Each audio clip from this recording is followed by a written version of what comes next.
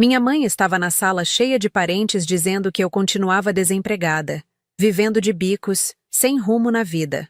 Ela não sabia que naquele exato momento, a maior emissora de notícias do país estava prestes a exibir uma reportagem especial sobre mim. O que aconteceu nos minutos seguintes transformou aquele Natal na noite mais constrangedora da vida da minha família e na minha maior vingança silenciosa. Mas antes de continuarmos, confira se você já está inscrito no canal e escreva nos comentários de onde você está assistindo este vídeo. As luzes coloridas piscavam na árvore de Natal da casa dos meus pais em Higienópolis, bairro Nobre de São Paulo. Era 24 de dezembro, véspera de Natal, e toda a família Santos estava reunida como sempre fazíamos há 27 anos. O cheiro de peru assado vinha da cozinha, misturado ao perfume forte da minha tia Marília, que nunca economizava no importado. Eu estava sentada no sofá da sala, tentando parecer invisível enquanto ajeitava os guardanapos da mesa de centro. A casa era a mesma de sempre. Quadros antigos nas paredes, móveis de madeira escura, tapete persa que minha avó trouxe de uma viagem há décadas. Nada mudava ali, nem a decoração, nem as conversas, nem a opinião que minha família tinha sobre mim. Eu era Alice Santos, 27 anos, formada em Relações Internacionais pela USP, e na visão de todos ali, uma completa decepcionada. Minha mãe, Beatriz, entrou na sala carregando uma travessa de castanhas. Ela usava o mesmo vestido vermelho de todos os natais, cabelo preso em coque, maquiagem impecável. Aos 55 anos, minha mãe era a personificação da mulher paulistana de classe alta, preocupada com aparências, com o que os outros pensavam, com manter o status da família. Atrás dela vinha meu pai, Roberto, 58 anos, advogado aposentado, com a postura ereta de quem passou a vida inteira em tribunais. Ele mal olhou para mim ao passar, ocupado demais conferindo se o vinho estava na temperatura certa. Meu irmão mais velho, Felipe, tinha 32 anos e era o orgulho da família. Formado em medicina pela mesma USP onde estudei, hoje era cirurgião cardiovascular no Hospital Sírio-Libanês, casado com a Juliana, dentista, com 2 filhos lindos que apareciam em todas as fotos da sala. Tia Marília se acomodou na poltrona ao meu lado, seu colar de pérolas tilintando levemente. Ela tinha 60 anos e era a irmã mais velha da minha mãe, viúva de um empresário do ramo imobiliário. Sempre teve opinião sobre tudo e todos, especialmente sobre mim. Alice, querida, a tia começou com aquele tom que eu já conhecia bem. Sua mãe me contou que você ainda está naquela fase de trabalhos temporários. Já faz quanto tempo mesmo? 3 anos? Eu respirei fundo. 4 anos, na verdade, tia Marília. Desde que me formei. 4 anos. Ela elevou a voz o suficiente para que todos na sala ouvissem. Meu Deus, menina. Quando eu tinha sua idade, já estava casada, com casa própria e uma carreira consolidada. Você não acha que está na hora de procurar algo mais estável? Minha mãe colocou a travessa na mesa e se virou para nós. É exatamente o que eu vivo dizendo a ela, Marília. Mas a Alice é teimosa. Fica inventando esses trabalhos de internet, essas consultorias que ninguém entende direito. Nunca tem um emprego fixo, nunca tem um salário garantido. Eu tenho meus projetos, mãe. Eles funcionam bem. Projetos. Meu pai bufou da poltrona onde mexia no celular. Isso não é profissão, Alice. Você estudou em uma das melhores universidades do país.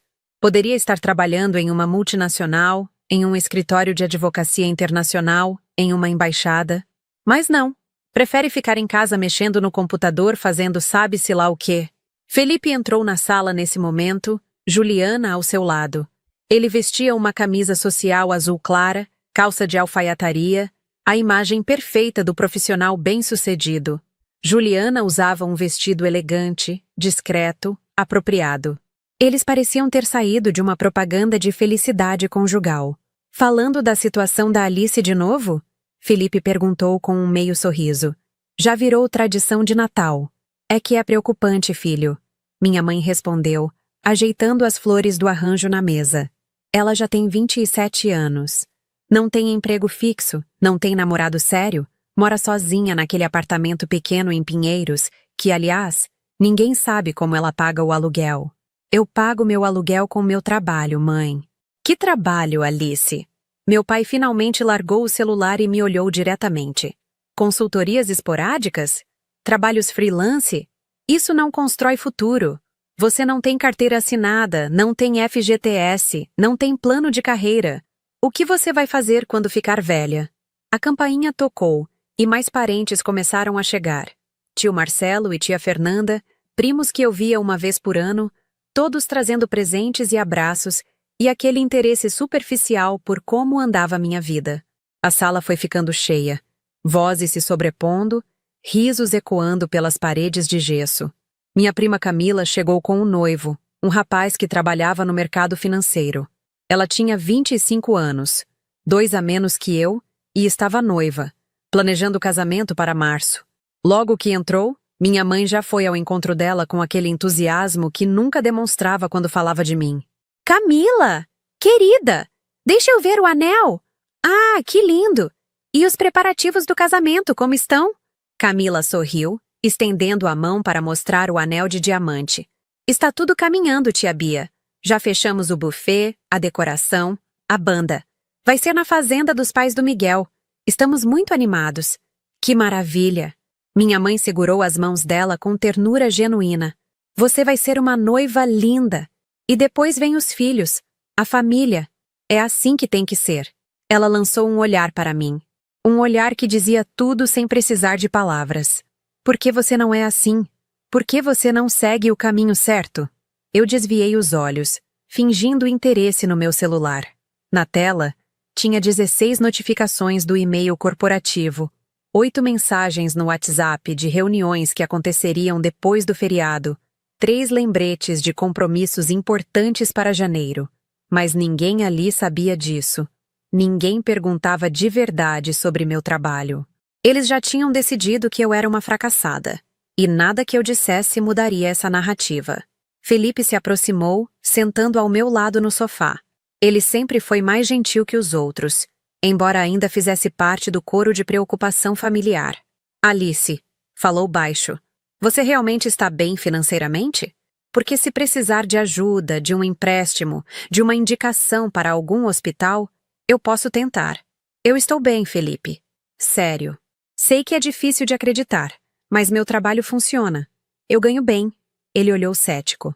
Trabalhando com o que exatamente? Mãe disse que você faz consultoria. Mas consultoria de quê? Para quem? Relações internacionais, comércio exterior, estratégia de mercado global. Eu trabalho com empresas que querem expandir operações para outros países.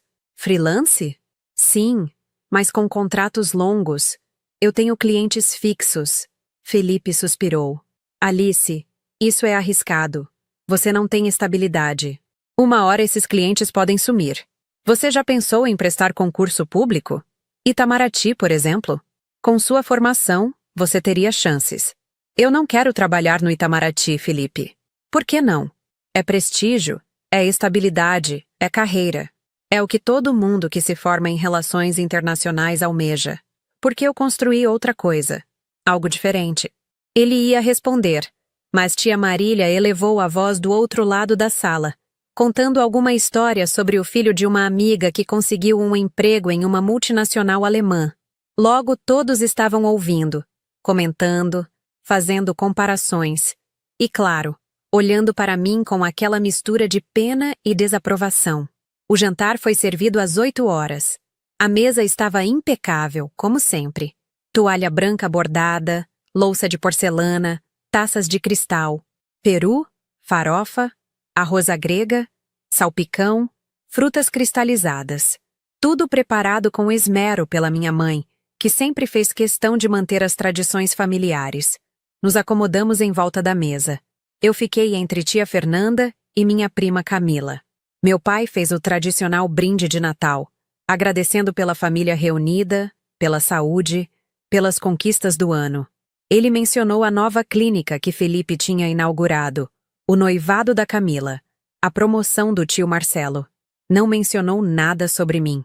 Enquanto comíamos, as conversas fluíam naturalmente. Política, economia, os planos para o Réveillon, as viagens que cada um faria nas férias de janeiro. Tio Marcelo falava sobre a casa que tinha comprado em Campos do Jordão, tia Fernanda sobre o cruzeiro que fariam pelo Caribe. Felipe comentava sobre um congresso médico em Miami que participaria em fevereiro. Eu comia em silêncio, respondendo quando perguntavam algo diretamente, mas basicamente invisível na dinâmica familiar. Era sempre assim. Eu era a ovelha negra, a que não se encaixava, a que tinha tomado decisões erradas e agora pagava o preço. E você, Alice? Tia Fernanda se virou para mim, sorriso educado no rosto. Alguma novidade? Algum projeto novo? Tenho alguns projetos interessantes começando, sim. Um cliente novo que deve fechar contrato em janeiro. Que tipo de cliente? Uma empresa brasileira que quer expandir para a Europa. Vou ajudar na estratégia de entrada no mercado português e espanhol. Ah, que interessante. E pagam bem por isso? A pergunta era invasiva, mas típica da minha família. Eles achavam que tinham direito de saber tudo sobre minha vida financeira, especialmente porque estavam convencidos de que eu estava quebrando. Pagam adequadamente. Respondi diplomática. Minha mãe interveio, trazendo mais farofa para a mesa. O problema, Fernanda, é que não tem garantia. Esse mês tem esse projeto. Mês que vem pode não ter nada. É uma insegurança constante. Eu vivo angustiada pensando no futuro da Alice. Mãe, eu já disse que estou bem. Mas por quanto tempo, filha? Ela sentou novamente, me olhando com aquela expressão de preocupação maternal que escondia julgamento. Você já tem 27 anos. Suas colegas de faculdade estão todas empregadas, muitas casadas, algumas com filhos. A Mariana não está trabalhando na ONU? Está, confirmei. A Mariana conseguiu uma posição em Genebra 2 anos atrás. Viu? É isso que estou falando. Minha mãe abriu os braços como se apresentasse evidência irrefutável. Suas amigas estão construindo carreiras sólidas, internacionais, com reconhecimento. E você aqui, fazendo bicos de consultoria. Não são bicos, mãe. Para mim é a mesma coisa. Você não tem um cargo, não tem um escritório, não tem colegas de trabalho. Você trabalha sozinha em casa, no computador. Isso não é carreira, Alice. Isso é improviso. Beatriz tem razão. Tia Marília concordou, tomando um gole de vinho. Alice, você é inteligente, estudou bem, tem potencial. Mas está desperdiçando tudo isso com essa teimosia de não aceitar um emprego normal. Ser funcionária de uma empresa não é vergonha, é o que todo mundo faz. Eu não acho que seja vergonha. Apenas escolhi um caminho diferente. Diferente é bonito na teoria. Meu pai entrou na conversa cortando um pedaço de peru. Na prática, diferente geralmente significa instável. E instabilidade na sua idade não é romantismo, é irresponsabilidade. As palavras doeram, mas eu já estava acostumada. 4 anos ouvindo as mesmas críticas, as mesmas preocupações, os mesmos conselhos não solicitados. Eles nunca perguntavam detalhes sobre meu trabalho com interesse genuíno, nunca queriam entender o que eu fazia, já tinham decidido que era bobagem. E pronto. Felipe tentou suavizar. Pai, acho que a Alice sabe o que está fazendo. Ela sempre foi inteligente. Inteligência sem direção não serve para nada. Meu pai retrucou. A Alice precisa de humildade para aceitar que o caminho que escolheu não está funcionando e procurar algo sério. Está funcionando. Tentei argumentar mais uma vez, mas minha voz saiu fraca, cansada. Então por que você nunca fala sobre isso? Minha mãe me encarou. Por que é tudo sempre vago, sem detalhes? Se estivesse tudo tão bem, você não seria mais aberta? Porque vocês não querem ouvir de verdade. Vocês já decidiram que eu fracassei. Não é isso, Alice. Ela suspirou. É que uma mãe sabe quando a filha está lutando. Eu vejo você chegando aqui sem namorado, sem planos de casamento, sem falar de promoções ou aumentos. O que eu devo pensar? Que talvez eu esteja bem do jeito que estou. Aos 27 anos, sozinha, sem estabilidade? Isso não é estar bem, filha. Isso é estar perdida. O jantar continuou naquele clima tenso. As pessoas tentavam mudar de assunto, mas sempre voltavam para mim, para minha situação, para o elefante na sala que era meu suposto fracasso profissional. Camila falava dos preparativos do casamento, e alguém comentava que eu ainda não tinha namorado. Tio Marcelo mencionava investimentos, e meu pai lamentava que eu não tinha dinheiro sobrando para investir porque vivia na corda bamba. Às 9 horas, quando serviam a sobremesa, pavê e rabanada, a campainha tocou. Minha mãe franziu a testa, confusa. Não esperávamos mais ninguém. Felipe foi atender. Voltou segundos depois com uma caixa grande nas mãos, embrulhada em papel dourado com um laço vermelho enorme. Chegou uma encomenda para Alice, ele disse, colocando a caixa na minha frente. Todos olharam curiosos. Para mim? Eu não pedi nada. Tem um cartão, Felipe apontou. Abri o pequeno envelope. O cartão era elegante, papel grosso com letras douradas em relevo. Dizia: para Alice Santos, com gratidão eterna pela parceria que transformou nosso negócio. Feliz Natal. Diretoria Gran Brasil Exportações. Gran Brasil? Minha mãe perguntou. Que empresa é essa? Um dos meus clientes, respondi, começando a abrir a caixa.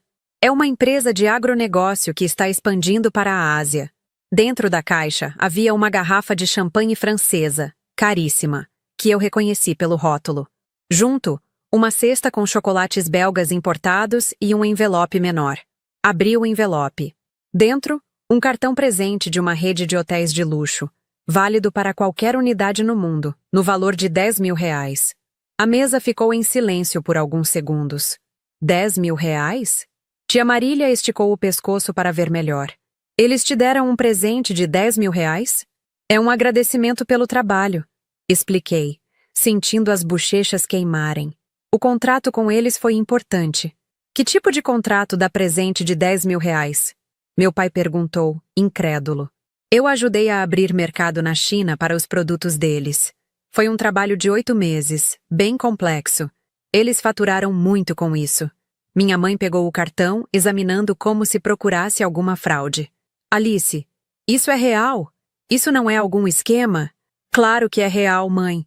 Por que seria esquema? Porque você nunca falou sobre esse trabalho. Nunca mencionou essa empresa. Como vamos saber que é legítimo? É legítimo, garanti, pegando o cartão de volta. Eu só não comento tudo o que faço porque vocês não demonstram interesse. Felipe olhava pensativo. China é um mercado difícil de entrar. Se você realmente conseguiu abrir caminho para uma empresa brasileira lá, é trabalho de alto nível. É o que eu faço, Felipe. Trabalho de alto nível.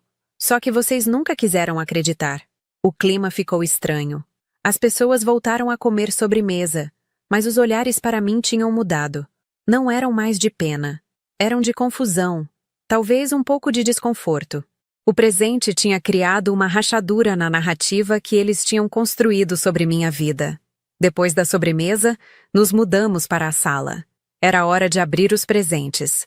A tradição era sempre a mesma. Cada pessoa distribuía seus presentes, e abríamos um por vez para que todos vissem. Meu presente para meus pais era um livro de fotografia italiana, caro mas discreto. Para Felipe e Juliana, um vale-presente de uma loja de vinhos. Para os sobrinhos, brinquedos educativos. Os presentes que recebi foram reveladores. Minha mãe me deu um kit de entrevistas de emprego, pasta executiva de couro, canetas de qualidade, um livro sobre como se sair bem em processos seletivos. Meu pai me deu um planner profissional para organizar a busca por emprego. Felipe me deu um vale-presente da Livraria Cultura, R$ 50. Cada presente era um lembrete do que eles achavam de mim. Alguém que precisava de ajuda para conseguir um emprego de verdade. Às 10 horas, ajudei a recolher as sobremesas e levar para a cozinha. Minha mãe estava guardando os restos na geladeira, organizando tudo com aquela eficiência doméstica dela. Alice, ela começou sem me olhar. Esse presente que você recebeu me deixou pensando. Pensando no quê, mãe? Se você realmente está ganhando bem, por que nunca demonstra? Por que mora naquele apartamento pequeno? Por que não tem carro? Por que não viaja? Eu tenho carro, mãe. Um Honda Civic. E eu viajo. Só não fico postando em rede social. Mas você nunca comenta. Nunca mostra. É tudo sempre vago e misterioso. Porque vocês nunca perguntam de verdade. Vocês perguntam já esperando ouvir que está ruim. Ela se virou para mim, secando as mãos no pano de prato. Alice, eu sou sua mãe. Eu me preocupo. Quando você saiu daquele estágio no escritório de advocacia internacional logo depois de formada, eu achei que você estava cometendo um erro. E quando você começou a trabalhar por conta própria, sem segurança nenhuma, eu fiquei apavorada. Eu sei, mãe, mas eu tinha um plano. Que plano? Você nunca explicou direito, porque você nunca quis ouvir. Eu tentei, várias vezes. Falei que estava construindo uma rede de contatos internacionais, que estava especializando em mercados emergentes, que estava criando uma reputação. Mas você só queria saber quando eu ia arrumar um emprego de verdade. Ela mordeu o lábio, algo que sempre fazia quando estava incomodada. Talvez eu tenha sido dura demais. Não foi só você, mãe. Foi todo mundo. Pai, tios, primos. Vocês criaram uma narrativa de que eu sou a fracassada da família, e nada que eu diga muda isso. Não é que você seja fracassada, Alice. É que suas escolhas são arriscadas. E eu não quero ver você se machucar. Mas quem disse que eu estou me machucando? O fato de você nunca falar sobre dinheiro, sobre futuro, sobre planos. Você esconde tudo. Eu não escondo. Eu só cansei de me defender. Antes que ela pudesse responder, ouvimos vozes animadas vindo da sala. Alguém tinha ligado a televisão. Felipe chamou da sala. Pessoal, vem ver! Tem uma reportagem interessante aqui. Voltamos para a sala. A TV estava ligada na CNN Brasil. Era uma reportagem especial de final de ano, daquelas matérias de retrospectiva. O título na tela dizia: Brasileiros que revolucionaram o mercado internacional em 2024. A repórter, uma mulher de uns 40 anos, falava em tom entusiasmado sobre empreendedores e profissionais brasileiros que tinham conquistado reconhecimento global. Ela começou falando sobre um chefe de cozinha que abriu restaurante em Paris, depois sobre um estilista que desfilou em Milão. Olha que interessante, tia Marília comentou.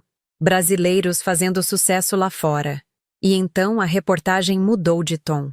A câmera mostrou imagens de arranha-céus em Xangai, depois escritórios modernos em Londres, depois plantações no interior de São Paulo. A voz da repórter continuou. Nossa próxima história é sobre alguém que está revolucionando a forma como empresas brasileiras entram em mercados internacionais. Uma profissional que aos 27 anos já é referência em estratégia de comércio exterior e tem transformado negócios que pareciam impossíveis em cases de sucesso. A câmera mostrou a fachada de prédios corporativos. Depois fechou em um escritório elegante com vista para a Avenida Paulista. E então, minha foto apareceu na tela. Uma foto profissional que eu tinha tirado 6 meses atrás para atualizar meu perfil no LinkedIn. O mundo parou. Meu rosto estava na tela da televisão em tamanho grande. A legenda dizia: Alice Santos, 27 anos, especialista em estratégia de mercado internacional. A repórter continuava. Alice Santos se formou em Relações Internacionais pela USP e logo decidiu seguir um caminho pouco convencional. Em vez de aceitar propostas de grandes empresas, ela fundou sua própria consultoria, focando em ajudar empresas brasileiras de médio porte a entrarem em mercados complexos como China, Índia e países do Oriente Médio. A sala estava em silêncio absoluto. Todos olhavam para a TV, depois para mim, depois para a TV novamente. A matéria continuou. Mostraram um empresário de uma empresa de calçados falando sobre como eu tinha ajudado a abrir o mercado indiano. Mostraram a diretora da Gran Brasil, a mesma empresa que tinha me enviado o presente há 1 hora, explicando como minha estratégia tinha permitido que eles exportassem para a China. Nos últimos 4 anos, a voz da repórter explicou: Alice Santos já auxiliou mais de 40 empresas brasileiras a expandirem internacionalmente, gerando faturamento estimado em mais de 500 milhões de reais em exportações. Seu trabalho é especialmente focado em mercados difíceis, onde as barreiras culturais e regulatórias são complexas. 500 milhões? Meu pai sussurrou, olhos arregalados. A reportagem mostrou números, gráficos, mapas indicando os países onde eu tinha atuado. Mostraram fotos minhas em reuniões que eu nem sabia que existiam, provavelmente tiradas pelos próprios clientes. Uma em especial me mostrava apresentando algo em um auditório cheio de empresários chineses. O mais impressionante, continuou a repórter, é que Alice mantém uma estrutura enxuta.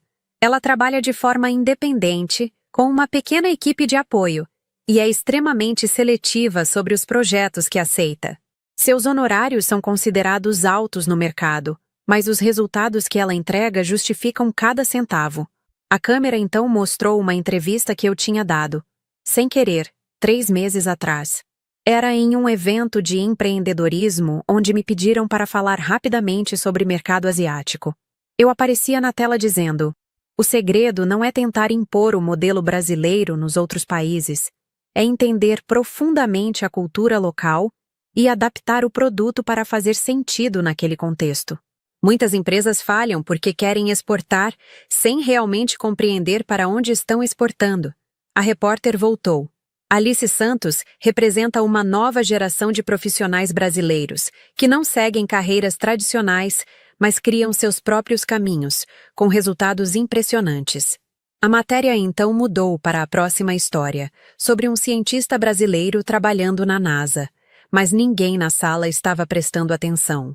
Todos olhavam para mim com expressões que variavam entre choque, confusão e constrangimento. Minha mãe foi a primeira a falar, a voz saindo estranha. Alice, você está na CNN. Estou vendo, mãe. Eles falaram que você ajudou empresas a faturar 500 milhões de reais. É verdade. 40 empresas em 4 anos? Sim. Meu pai estava pálido. Você trabalha com a China? Com a Índia? Trabalho, pai. É exatamente o que eu faço. É o que eu tenho tentado explicar há anos. Felipe tinha o celular na mão, digitando freneticamente. Alice, tem matéria sobre você em todo lugar. Valor Econômico, Exame, Época Negócios. Tem até um perfil seu na Forbes do mês passado que eu não tinha visto. Ele virou a tela do celular para mostrar. Era uma matéria intitulada A Consultora que está transformando o comércio exterior brasileiro. A foto era a mesma que tinha aparecido na TV. Tia Marília levou a mão à boca. Alice, você é famosa? Não sou famosa, tia. Sou conhecida no meu meio profissional. É diferente. Mas a CNN fez uma matéria sobre você. Minha mãe estava quase gritando. A CNN. Em horário nobre. É uma matéria de retrospectiva de final de ano, mãe. Eles entrevistaram vários profissionais. Mas você nunca contou. Por que você nunca contou nada disso? Eu me levantei do sofá, sentindo todas aquelas emoções reprimidas de 4 anos começando a subir pela garganta. Minha voz saiu mais alta do que eu pretendia. Eu contei, mãe. Eu tentei contar várias vezes. Vocês que nunca quiseram ouvir. Não é verdade. Ela protestou. Mas a voz falhou. Não é verdade? Eu ri sem humor. Mãe, no Natal do ano passado, eu tentei explicar sobre o projeto que estava fazendo com uma empresa de café para entrar no mercado japonês. Sabe o que você disse? Que eu deveria parar de sonhar e procurar um emprego de verdade. No aniversário do papai, há 6 meses, eu mencionei que estava fechando contrato com uma vinícola para expandir para a Europa. Sabe o que o papai disse? Que eu estava perdendo tempo com bobagem e que deveria prestar concurso público. Mas você nunca explicou direito. Meu pai se defendeu, ficando de pé também. Você sempre foi vaga, sem detalhes, porque vocês me interrompiam. Porque toda vez que eu tentava explicar, vocês já vinham com conselho não pedido, com crítica, com comparação com o Felipe ou com as minhas primas. Eu cansei de tentar convencer vocês de que eu sabia o que estava fazendo. Alice, não grite com seus pais. Tia Marília interveio. Eu vou gritar sim, tia Marília. Porque vocês passaram 4 anos me tratando como fracassada. 4 anos ouvindo que eu era irresponsável, que estava perdida, que precisava de ajuda. E quando eu finalmente apareceu na televisão nacional, reconhecida pelo meu trabalho, aí vocês querem saber os detalhes? O silêncio que se seguiu foi pesado. Juliana tinha levado as crianças para o quarto, sentindo que a conversa estava ficando adulta demais. Os outros parentes olhavam para o chão, claramente desconfortáveis. Felipe limpou a garganta.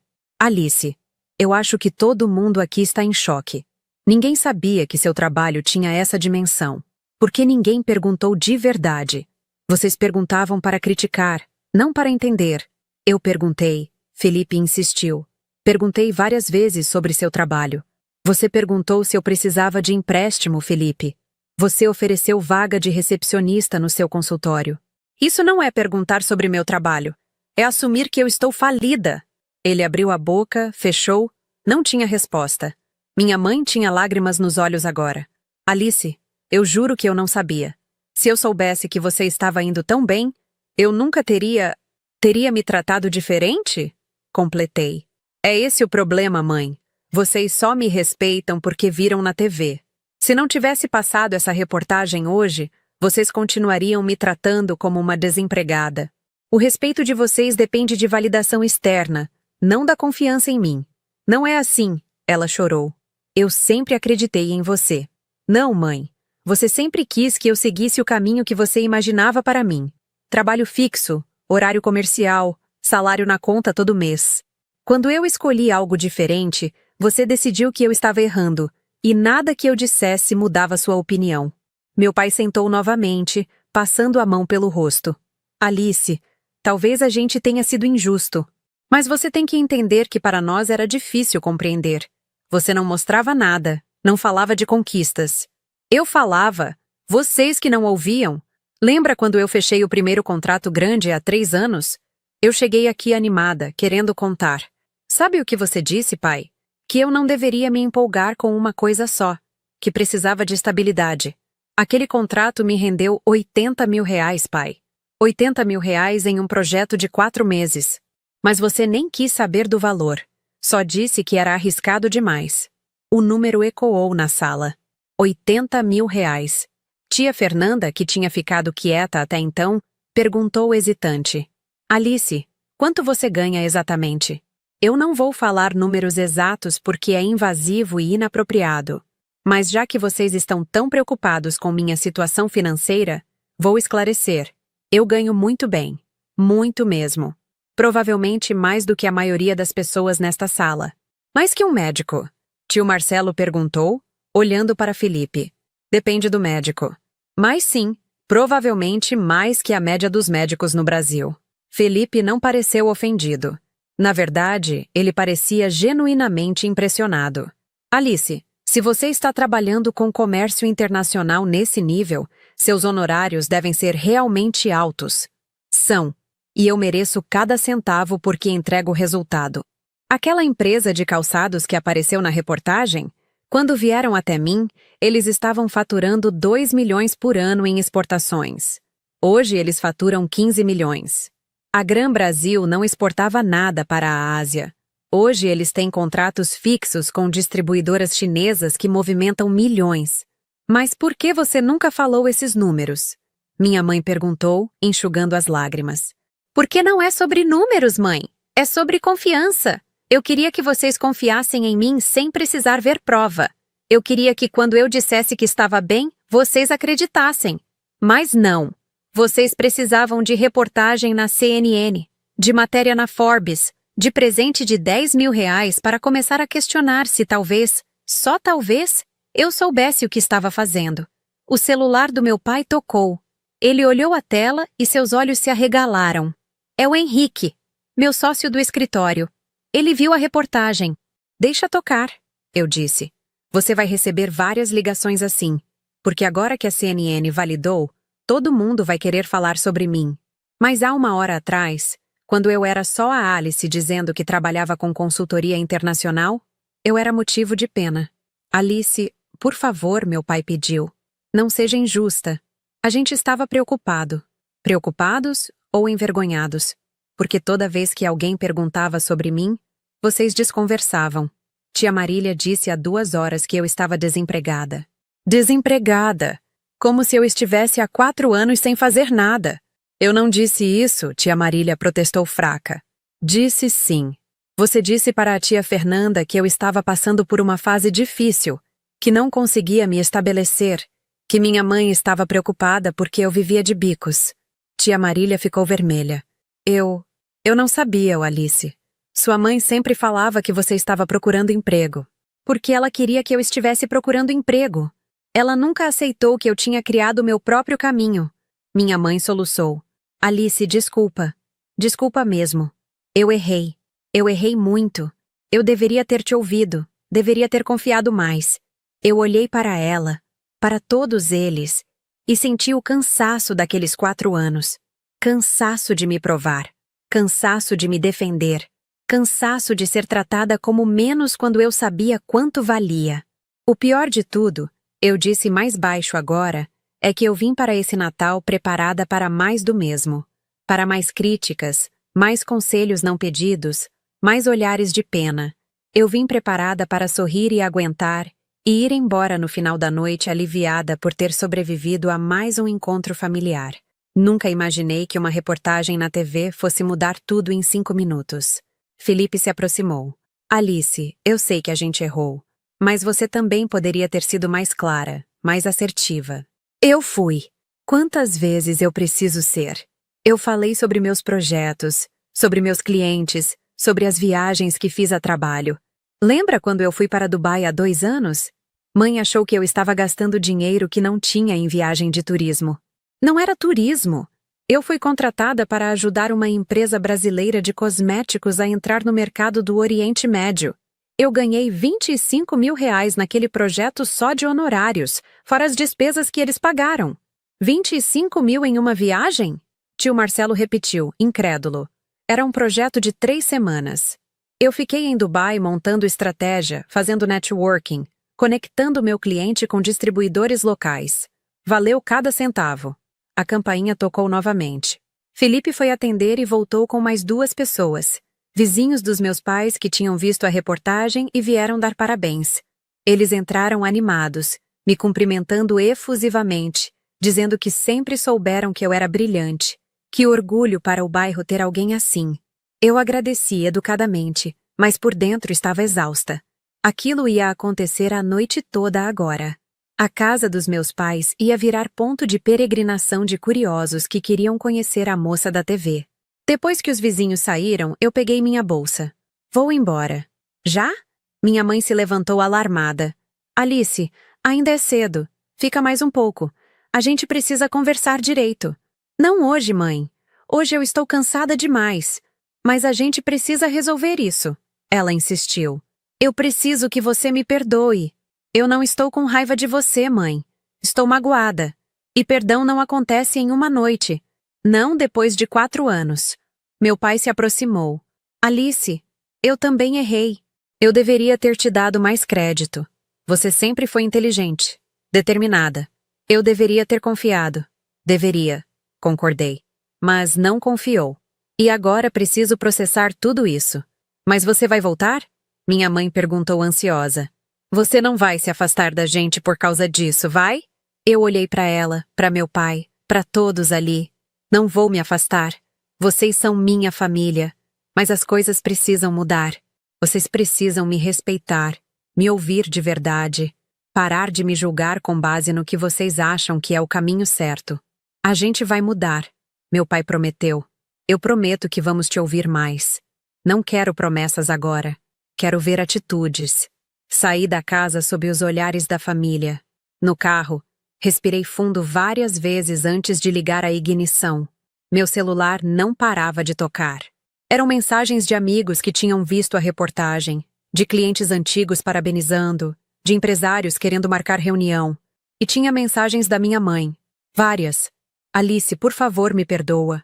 Alice, eu te amo. Alice, eu fui uma péssima mãe. Alice, me dá uma chance de consertar. Eu não respondi nenhuma. Não naquele momento.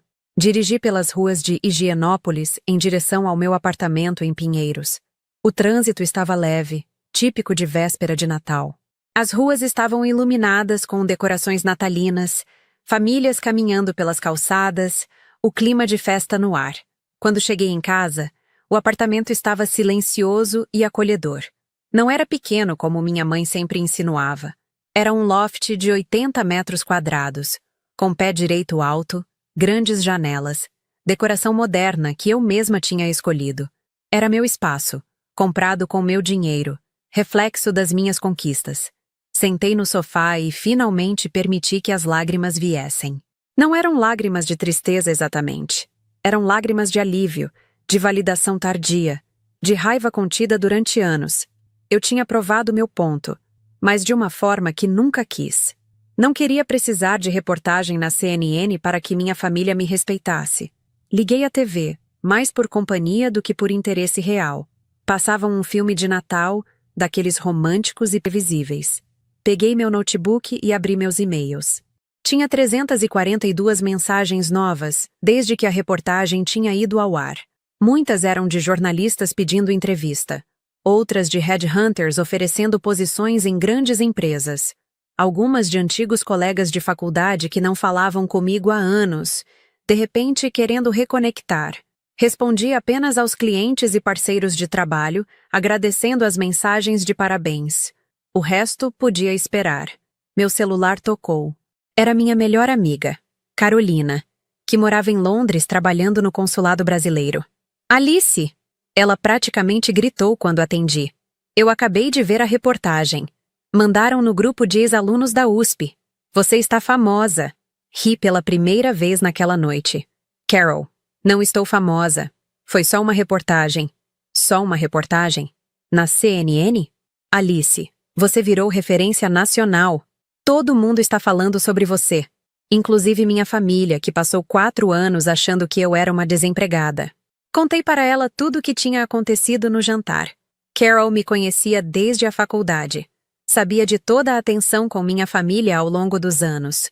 Alice, eu sempre disse que um dia eles iam ter que engolir todas aquelas críticas, ela comentou. Mas que fosse ao vivo na TV no meio do Natal? Isso é poético demais. É constrangedor demais, corrigi. Minha mãe estava chorando quando saí de lá. Ela deve estar se sentindo péssima. E deve. Ela passou anos te sabotando emocionalmente.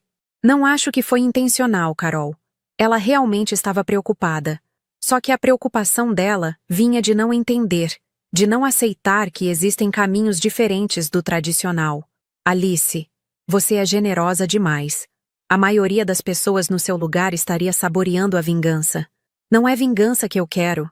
É respeito. Conversamos por mais 1 hora. Carol me contou sobre o Natal dela em Londres, sobre o trabalho no consulado, sobre o namorado inglês que ela estava apresentando para a família nas próximas férias. Era reconfortante ouvir sobre a vida normal de alguém, longe do drama que tinha virado a minha noite. Quando desliguei, já passava da meia-noite. Tecnicamente já era Natal. Fui até a janela e olhei a cidade lá embaixo. São Paulo nunca dormia completamente. Sempre tinha luzes acesas, carros nas ruas, vida pulsando. Pensei em tudo que tinha construído nos últimos 4 anos. Não foi fácil. No começo, quando larguei o estágio no escritório de advocacia internacional, eu não tinha rede de contatos, não tinha clientes, não tinha nada além da minha formação e da minha coragem. O primeiro cliente veio por indicação de um professor da USP.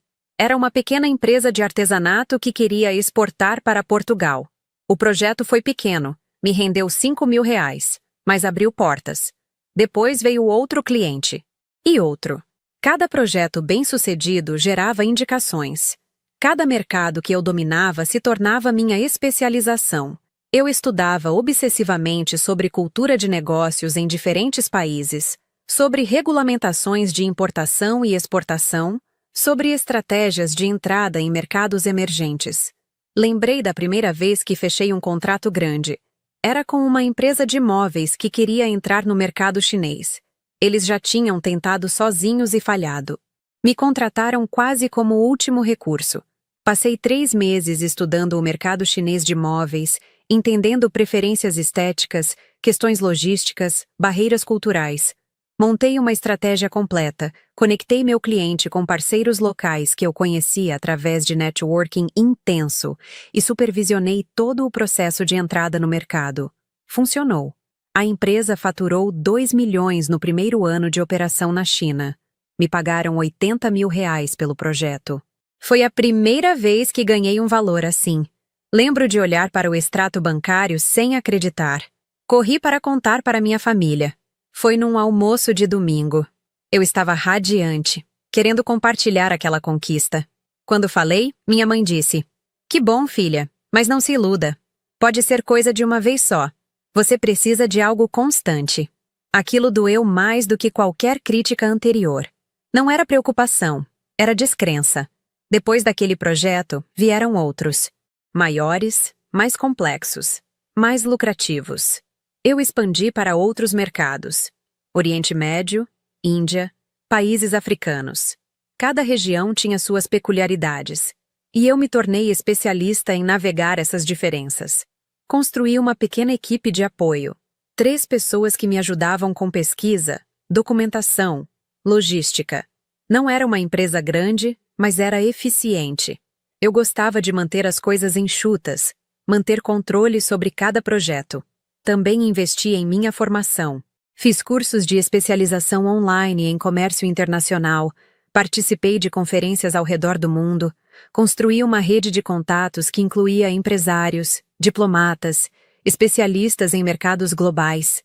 Era nessa rede que eu encontrava oportunidades, parcerias, soluções para problemas complexos.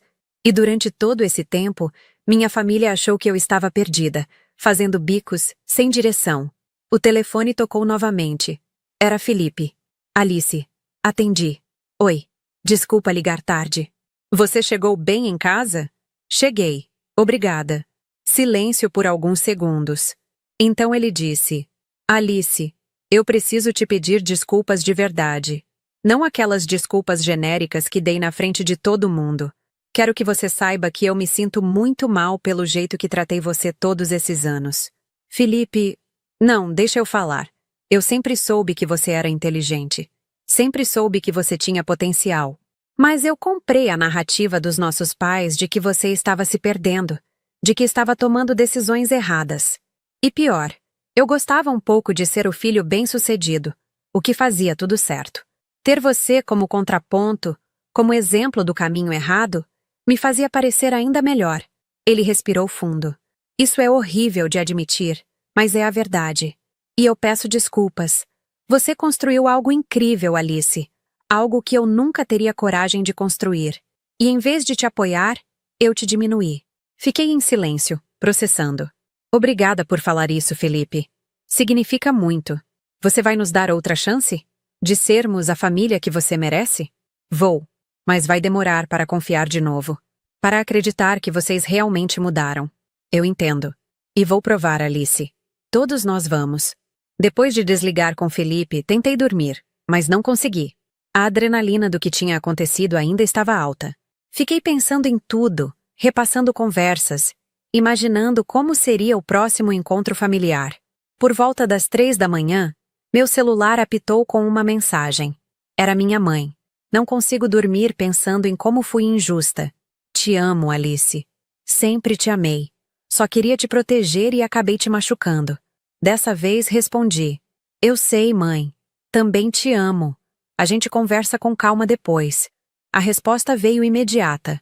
Obrigada por responder. Feliz Natal, minha filha. Estou tão orgulhosa de você. Feliz Natal, mãe. Adormeci finalmente perto das 4 da manhã. Quando acordei, já eram quase meio-dia. O sol entrava forte pelas janelas do loft. Peguei o celular e vi que tinha mais de 500 notificações. Mensagens, e-mails, ligações perdidas. Decidi fazer algo diferente. Em vez de responder tudo imediatamente, fui tomar café da manhã num café próximo ao meu apartamento que abria mesmo no Natal. Precisava sair, respirar, pensar. O café estava quase vazio. Pedi um cappuccino e um croissant. Sentei numa mesa próxima à janela. Coloquei fones de ouvido e ouvi música, desconectando do caos digital. Uma senhora sentou na mesa ao lado. Ela devia ter uns 70 anos, cabelos brancos bem penteados, ar de vó moderna. Ela me olhou e sorriu. Desculpa incomodar, ela disse. Mas você não é a moça que passou na CNN ontem? Fui pega de surpresa. Sou sim. Que orgulho. Eu assisti a reportagem com minhas filhas. Nós ficamos tão inspiradas. Você representa tudo que a gente tenta ensinar para as meninas. Que elas podem criar seus próprios caminhos, que não precisam seguir o script tradicional. Muito obrigada, eu disse genuinamente tocada. Isso significa muito. Você tem família? Eles devem estar tão orgulhosos. Agora estão, respondi com um sorriso irônico. Ontem descobriram junto com o Brasil inteiro o que eu faço da vida. Ela riu. Famílias são complicadas. Mas tenho certeza que eles sempre te amaram. Só demoraram para entender. Conversamos mais alguns minutos. Ela me contou sobre as filhas, sobre como estava incentivando a neta de 20 anos a fazer faculdade de engenharia mesmo com a família toda dizendo que era curso de homem. Eu compartilhei um pouco da minha experiência. Dei alguns conselhos. Quando ela saiu, eu me senti melhor. Aquela conversa casual com uma estranha tinha me lembrado do porquê eu fazia o que fazia. Não era pelo dinheiro, embora ele fosse consequência bem-vinda. Era por provar que caminhos alternativos funcionam. Era por abrir portas para empresas brasileiras no mundo. Era por ser exemplo para outras mulheres que também queriam fugir do convencional. Voltei para casa determinada a controlar a narrativa. Passei a tarde respondendo e-mails seletivamente, aceitando 3 pedidos de entrevista para veículos especializados em negócios internacionais, recusando programas de TV que queriam transformar minha história em espetáculo. Liguei para Carolina novamente e conversamos sobre estratégia de comunicação. Ela tinha experiência com mídia por causa do trabalho no consulado. Alice, você precisa aproveitar esse momento, mas com cuidado, ela aconselhou. Não deixe que definam sua narrativa. Você define. Como faço isso? Escolhe bem onde aparece. Dá entrevistas que agreguem ao seu trabalho, não à sua vida pessoal. Mantenha o foco profissional. E, principalmente, não deixa que te transformem em celebridade de internet. Você é uma profissional séria, não influencer. Ela tinha razão. Passei o resto do dia organizando minha estratégia. Aceitaria falar sobre meu trabalho, sobre comércio internacional, sobre empreendedorismo feminino. Mas minha vida pessoal, minha família, meus sentimentos, isso ficava fora dos holofotes. No dia seguinte, dia de Natal propriamente, acordei com uma ligação da minha mãe. Alice, ela disse assim que atendi. Estou na sua porta. Trouxe almoço de Natal. Por favor, me deixe entrar. Fui até a porta. Ela estava ali, carregando sacolas térmicas com comida. Os olhos vermelhos de quem chorou muito. Deixei ela entrar. Ajudei a colocar a comida na cozinha. Ela tinha trazido os restos do jantar de véspera. Peru, farofa, rabanada. Pensei que você talvez não tivesse comida em casa para o Natal, ela disse. E também queria muito te ver. Sentamos no sofá. Por alguns minutos, nenhuma de nós falou. Então ela começou. Alice, eu passei a noite inteira pensando. Repassando os últimos 4 anos, cada conversa que tivemos, cada vez que te critiquei ou desmotivei. E percebi que eu te tratei terrivelmente. Mãe, não, deixa eu falar. Eu preciso. Ela limpou as lágrimas. Quando você decidiu não seguir carreira tradicional, eu fiquei com medo. Medo que você não conseguisse se sustentar, que passasse dificuldade, que se arrependesse. Mas em vez de te apoiar e confiar que você sabia o que estava fazendo, eu projetei meu medo em você. Virei uma crítica constante. E pior, convenci toda a família de que você estava perdida. Você realmente estava preocupada, eu disse. Eu entendo isso. Mas não era só preocupação, Alice. Era também vergonha. Ela confessou, a voz quebrando. Quando minhas amigas perguntavam sobre você, eu sentia vergonha de dizer que você não tinha emprego fixo. Eu comparava você com os filhos delas, com suas conquistas tradicionais, e sentia que você não estava à altura. E isso é imperdoável, porque você sempre esteve à altura. Estava construindo algo extraordinário, e eu estava cega demais para ver. Ficamos em silêncio novamente. Eu processei aquela confissão, aquela honestidade brutal. Mãe, eu não preciso que você fique se martirizando. Mas preciso que você entenda que me machucou. Muito. Teve dias que eu chegava nos encontros familiares preparada para ser atacada. Dias que eu considerava nem ir porque sabia que seria difícil. Eu sinto muito. Tanto. E eu preciso que você confie em mim daqui para frente. Quando eu falar sobre meu trabalho, sobre minhas decisões, eu preciso que você ouça de verdade. Que acredite em mim. Vou fazer isso. Prometo. Almoçamos juntas. Foi estranho no começo, a tensão ainda pairando no ar. Mas aos poucos, começamos a conversar de verdade. Eu contei sobre projetos que tinha feito, sobre lugares que conheci, sobre desafios que enfrentei. E pela primeira vez, minha mãe ouviu sem interromper. sem criticar, genuinamente interessada. Você foi para a China quantas vezes? Ela perguntou. 7 vezes nos últimos 3 anos. A última foi em outubro. Passei 2 semanas em Xangai e Pequim fechando parcerias para a Gran Brasil. E você fala chinês? Um pouco de mandarim básico, o suficiente para não depender só de tradutor.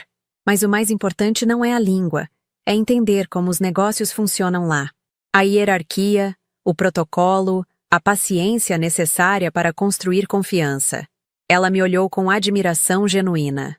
Alice, você construiu uma expertise incrível. E eu perdi 4 anos disso porque estava presa na minha visão estreita de sucesso. Não perdemos completamente, mãe. Estamos aqui agora, conversando de verdade. Depois do almoço, ela insistiu em lavar a louça. Enquanto ela lavava e eu secava, o clima ficou mais leve. Ela perguntou sobre meu apartamento, elogiou a decoração, perguntou se eu era feliz morando sozinha. Sou, respondi. Adoro minha independência.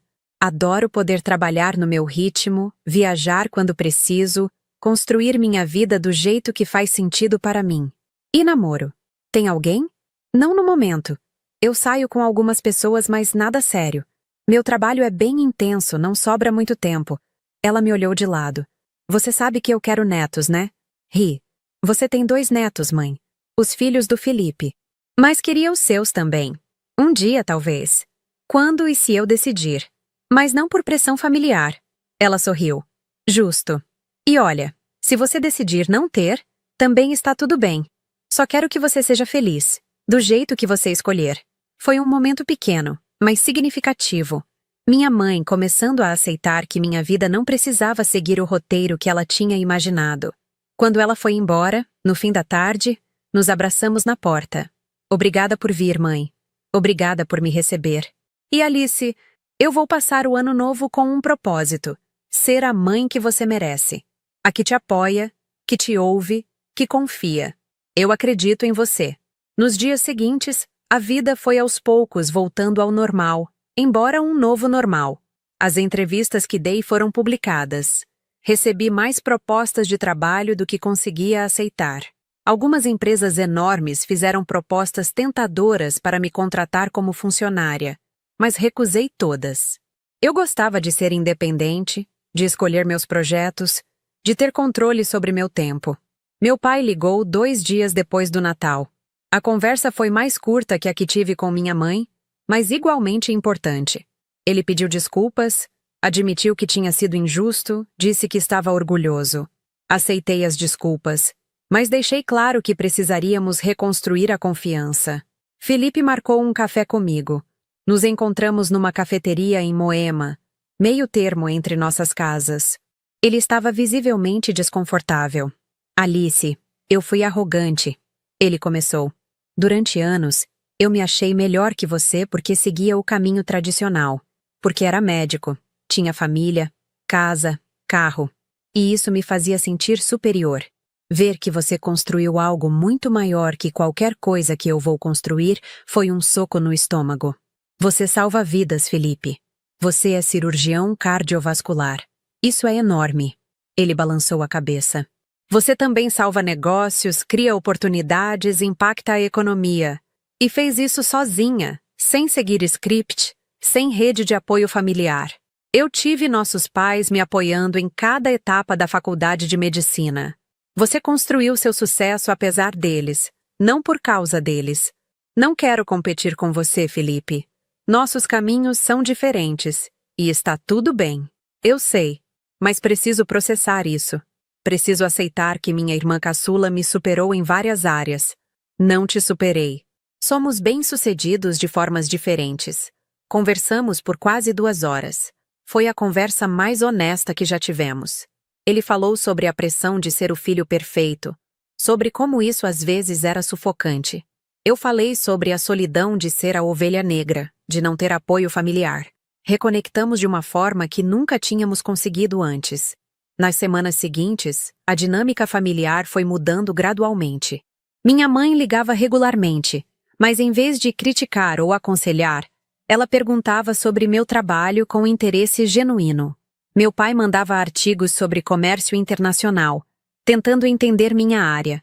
Felipe começou a me incluir em conversas familiares de forma diferente, me tratando como igual. No Réveillon, nos reunimos novamente. Mas dessa vez, quando alguém perguntou sobre minha vida, minha mãe respondeu com orgulho. Alice está fechando um contrato grande com uma empresa que quer exportar para a África. Ela é especialista em mercados emergentes. A mudança não foi perfeita nem completa. Ainda havia momentos de incompreensão, comentários que revelavam velhos hábitos. Mas havia esforço genuíno. Havia disposição para reconstruir. Em janeiro, a Forbes publicou a matéria completa sobre mim. 6 páginas falando sobre minha carreira, minha metodologia, meu impacto no comércio exterior brasileiro.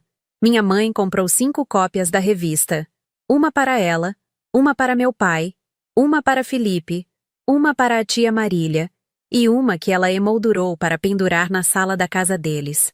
Quando vi a revista emoldurada na parede, ao lado das fotos de formatura do Felipe, dos diplomas da família, das conquistas tradicionais, eu sorri. Era um símbolo, não da minha vingança, mas da evolução deles. Do esforço de entender e aceitar que sucesso vem em muitas formas. Hoje, 2 anos depois daquele Natal, minha empresa cresceu ainda mais.